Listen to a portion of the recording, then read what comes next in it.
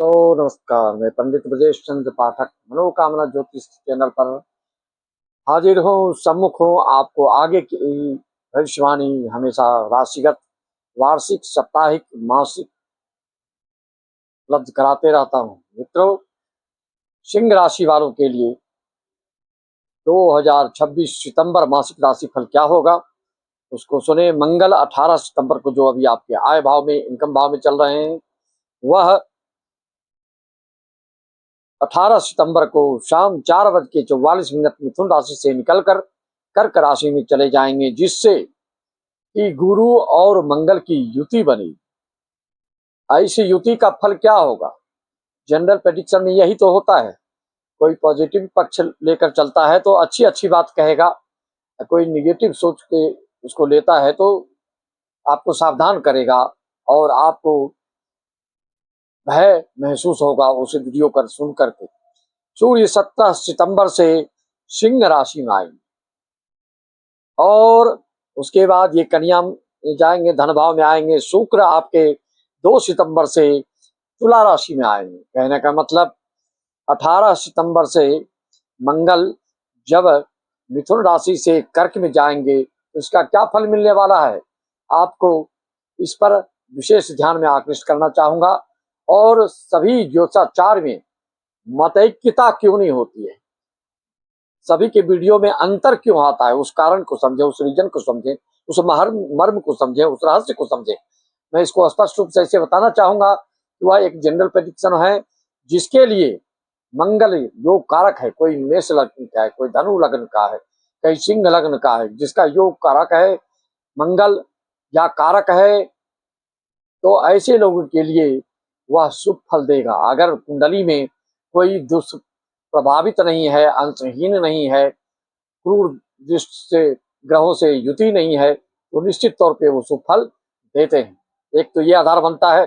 दूसरी बात, उसी ग्रह की दशा अंतरदशा आपकी हो तो उससे विशेष प्रभाव पड़ता है। तीसरी बात, अगर वो आप में राजयोग भी भंग योग है आपकी कुंडली में, तो उसका रिजल्ट नहीं के बराबर मिलता है, आंशिक रूप से मिलकर रह जाता है।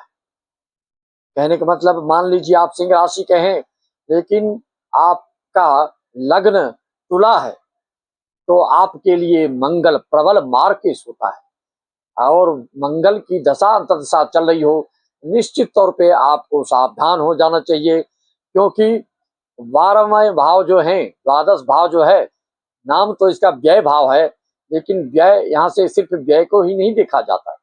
जैसे अष्टम भाव मृत्यु भाव है, लेकिन सिर्फ मृत्यु ही नहीं देखा जाता है, उसमें आपको जो है बीमा आदि देखे जाते हैं, गुप्त धन मिलने के योग आदि होते हैं, विरासत में धन मिलने के योग होते हैं, ससुराल से लाभ का योग होता है, रिसर्च करने, शोध करने का भी यहाँ से देखा जाता है। तो एक ही भाव से आप कई चीजों को देख सकते हैं। आपकी कुंडली में ग्रह गोचर की स्थिति किस तरह से निर्मित है, यह आपकी पर्सनल कुंडली देखने से ही पता चलता है। तभी आपकी दशा अंतरदशा, ग्रह स्थिति, ग्रह का अंश बल, युति फल और दुष्प्रभावित है कि नहीं आदि आदि देखकर उसका मात्रा और उसके कितना लाभ किसको मिलेगा ये बताया जा सकता है। आप अगर तुला लग्न के हैं, सिंह राशि हैं, तो आपके लिए यह प्रबल मार्केश हो जाता है।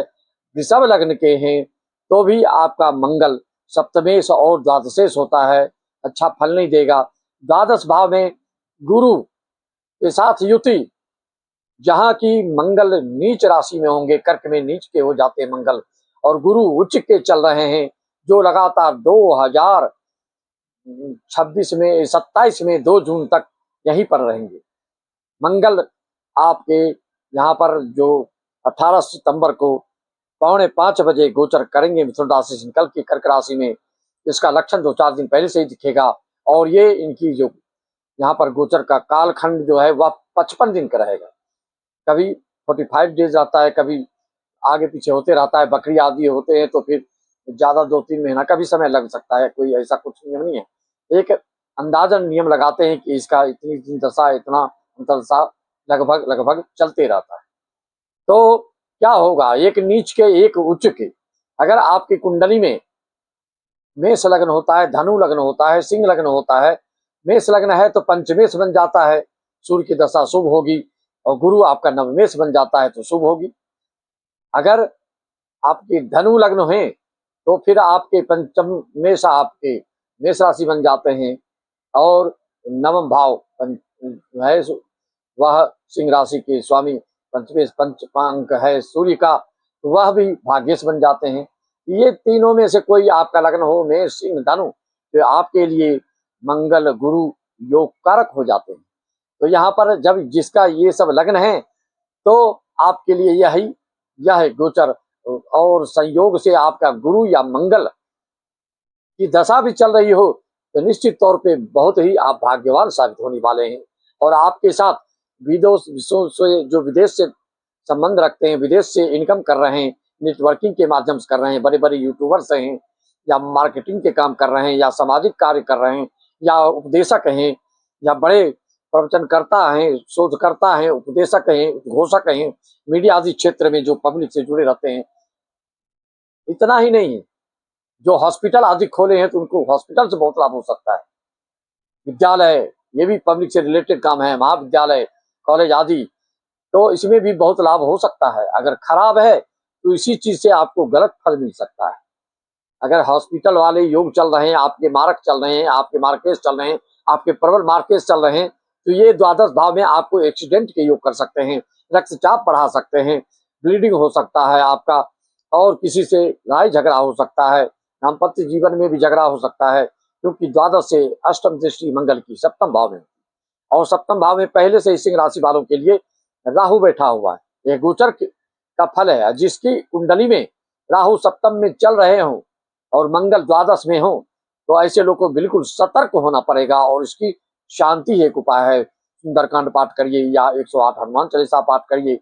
उसके लिए आपको मैंने कई बार कहा, जो ऑनलाइन हमसे कराते रहते हैं उनको मैं ही आगाह कराऊंगा, यही आपको आगे आगे बताते रहता हूँ।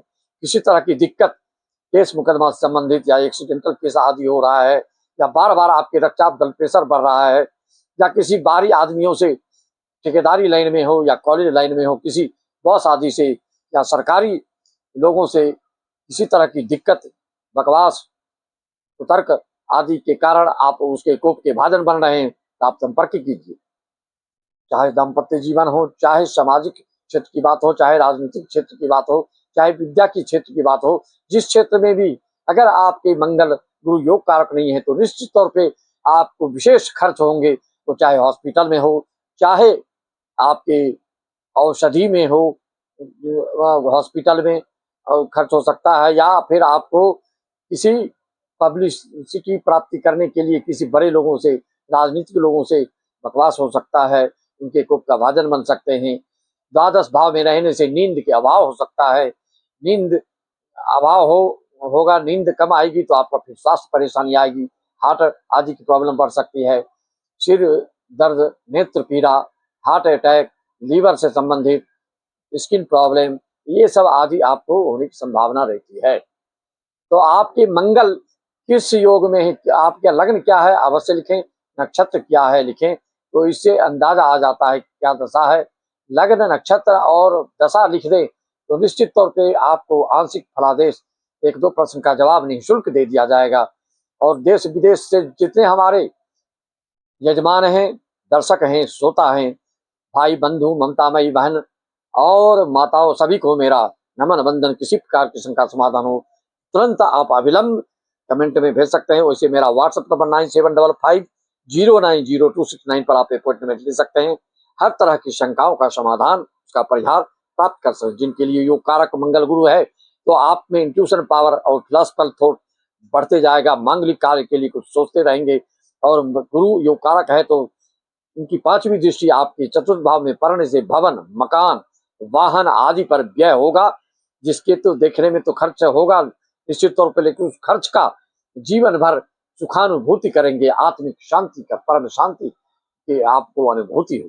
सबको नमन बंदन, जय श्री।